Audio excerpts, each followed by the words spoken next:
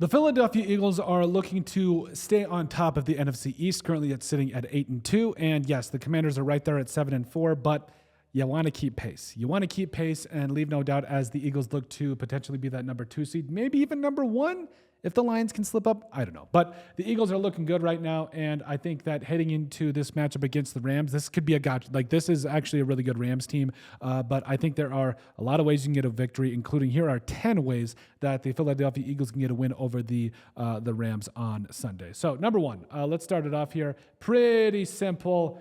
Yeah, Saquon. So, obviously, this offense is running through Saquon Barkley, and I believe he's leading the NFL in rushes right now with 197, over 1,000 yards this year. Only has about like 8 touchdowns because, yeah, Jalen Hurts likes to steal 1-yard touchdowns from him. But this whole offense runs through Saquon Barkley, and I think that Nick Sirianni and company are finally realizing that. But it's Saquon, baby. So number 2, Jalen Hurts has to be the complement. This offense is not built to be run around Jalen Hurts and throw the ball a lot. Saquon has to be it, and then you have to have Hurts as that complement where if he cannot throw the football, he's got to be able to run it as well. Number 3, it's the Puka Nacua and Cooper Kupp watch. So these two, I think, are going to be healthy if I'm not mistaken, and we saw what they did to the Vikings earlier in the year when they were healthy and just completely dismantled them. And so this is very simple.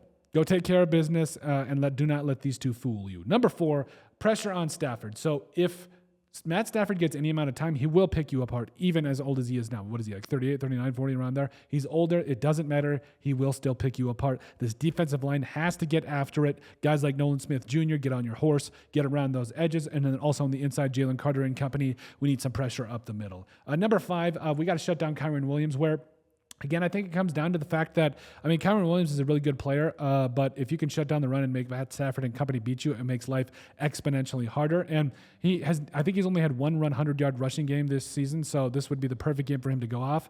I hope not. Hopefully they can get him taken care of and make it more difficult on the Rams. Number 6, you got to air it out when you have to. Like, this is going to come down to the fact that the Eagles obviously are going to rely on Saquon Barkley. Everybody knows that at this point, but you got to have to air it out. And at some point, we need to play the most complete game here, and we need to find a way to do both with this offense and really get things going. I think we'll see that. Number 7, we got to win the trench battle. So obviously, we mentioned getting pressure up the interior, but also laying out these blocks for Saquon and company. Like, it's very simple. Let's get things rolling, and let's make this team pay. Number 8, you got to keep the ball. So the Eagles have actually been pretty good about, time of possession and everything, but if we can run the ball with Saquon Barkley, play solid defense, and stay on the field for most of the game, this will be a really tough game for the Rams to win. Number 9, no turnovers. So the Eagles have actually been also pretty good about turnovers. Like, they're not horrible.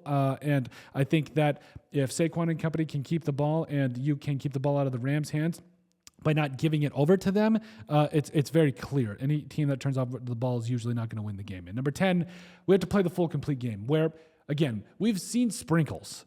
It's not just a really good ice cream topping. We have seen sprinkles of this Eagles offense play in a spot where it could be pretty good. And really the defense too. Like, we've seen like very minute sprinkles of both almost playing in cohesion, but we need to see all of it. I need to see the full complete game from this team and find a way to win this damn thing. But overall, let us know what you guys think. Those are our 10 keys to an Eagles win over the Rams. Let us know what you guys think. Make sure you guys like, comment, and subscribe down below, and we'll see you on the next video.